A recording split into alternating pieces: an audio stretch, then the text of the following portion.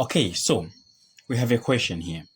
All right, so they have the area, all right, of the shaded region here, and this is the x-axis and that's the y-axis.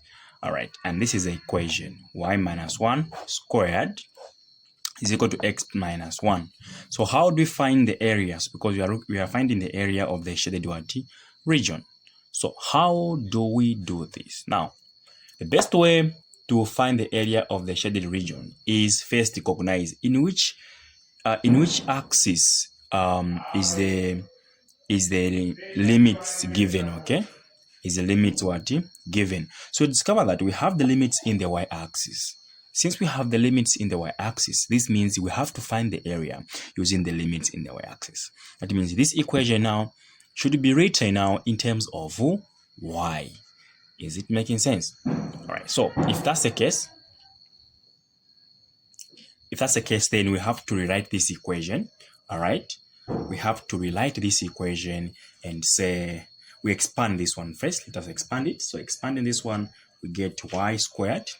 All right, of course that will be 2y and plus 1 is equal to x minus 1. So we make x the subject of the formula. So eventually this one will give us x is equal to y squared minus 2y plus there's a 1 here and this one here, so it should give us what? 2. So this is the equation that we need to use from now on. I hope you can see it. This is the equation that we need to use.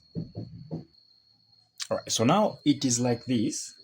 Now what we have to do now is we integrate, because remember that if we're using the integration to find the area, the shaded area, well, we have to use the limit, isn't it?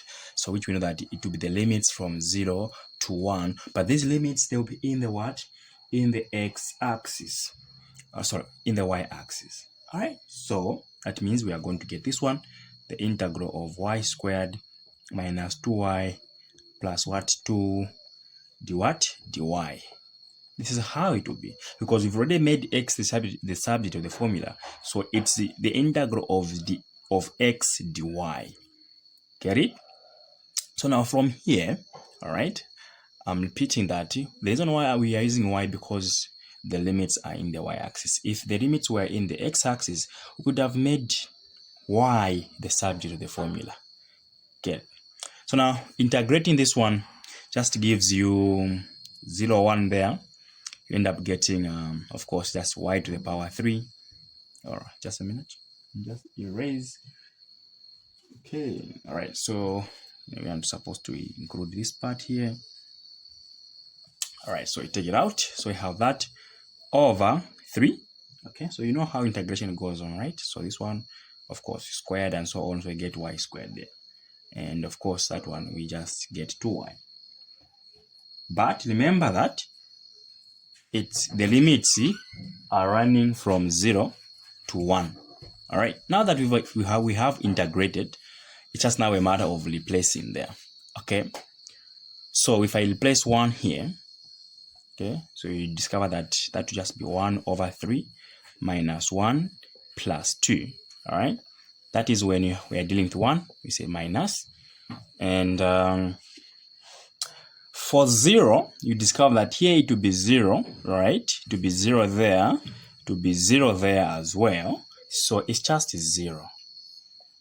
Okay, so if that's the case, then you just have to evaluate this one here, which will just give us, so we say area is equal to, so we have well, that's just 1, so we have 1 over 3 plus 1, which will give us well, the area is therefore this times this, you get 3 plus that one get 4 over 3, which when you simplify will give you the area to be equal to 1 and that square units, right?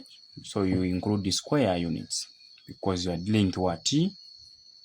Area. So this is how you were supposed to answer this question if you're asked to find the area of the shaded region. It's one of the easiest way if you use integration, because all what you have to do is that find the limit and ask yourself in which axis are the limits. That's all.